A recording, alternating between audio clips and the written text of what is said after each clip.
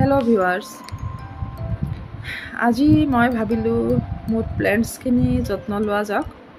ব্যস্ততাৰ বাবে মই বহুত দিন প্লেণ্টছখিনি ভালকৈ যত্ন ল'ব পৰা নাই। পানী দি আছোঁ যদিও মাটি চাটি বহুত দিন সলোৱা হোৱা নাই, তাৰ বাবে গছৰ স্বাস্থ্য বেয়া হৈ গৈছে যেন লাগিছে। পাতবিলাক অলপ হালধীয়া আৰু মৰহি যোৱা টাইপৰ হৈ গৈ আছে। গতিকে আজি যিহেতু হলিডে আছে, মই ভাবিলোঁ আজি প্লেণ্টছৰে যত্ন লওঁ। টাব বহুত, এতিয়া সময়ো বহুত লাগিব, ঘৰুৱা কামো আছে, তাৰ মাজতে ভাবি ল'লোঁ অলপ অলপকৈ কৰা যাক।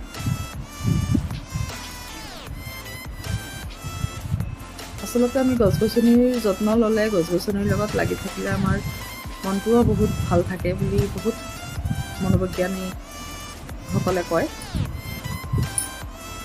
আমাৰ মানসিক স্বাস্থ্য ভালে থাকে। মই যত্ন ল'ব লগা টাববিলাক একেলগে জমা কৰি লৈছিলোঁ আনি।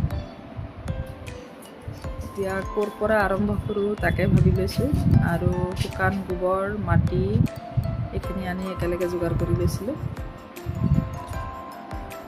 আৰু মই লাহে লাহে বস্তুখিনি একলগ কৰি কাম আৰম্ভ কৰিছিলোঁ।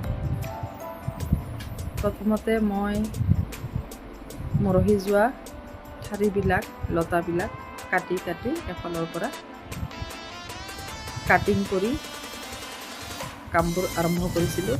আৰু গোবৰ, মাটি মিক্স কৰি টাববিলাকত নতুনকৈ ভৰাবলৈ আৰম্ভ কৰিছিলোঁ। এয়া চাওক, মই মাটি সলাই নতুন গোবৰ মাটি মিক্স কৰি আকৌ টাববিলাকত দিবলৈ আৰম্ভ কৰিছোঁ।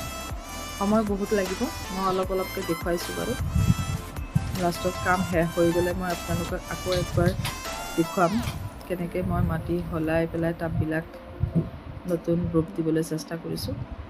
মাজে মাজে যত্ন নল'লে গছবিলাক ভাল নহয়। এয়া চাওক, মই মাটি সলোৱাৰ পিছত, কাটিং কৰাৰ পিছত আজি এইখিনিহে কৰিব পাৰিলোঁ। এইখিনি কৰিব মোৰ কেইবা ঘণ্টা সময় লাগি গ'ল, কিন্তু মনত বহুত এটা ছেটিছফেকশ্যন আছে যে মই অন্ততঃ এইখিনি কামটো এটা হলিডেত কৰিব পাৰিলোঁ। বাকীখিনি মই লাহে লাহে হলিডে মিলাই কৰি থাকিম। বন্ধুসকল, মোৰ ভিডিঅ' চাই কেনেকুৱা লাগিল জনাব, আৰু ভাল লাগিলে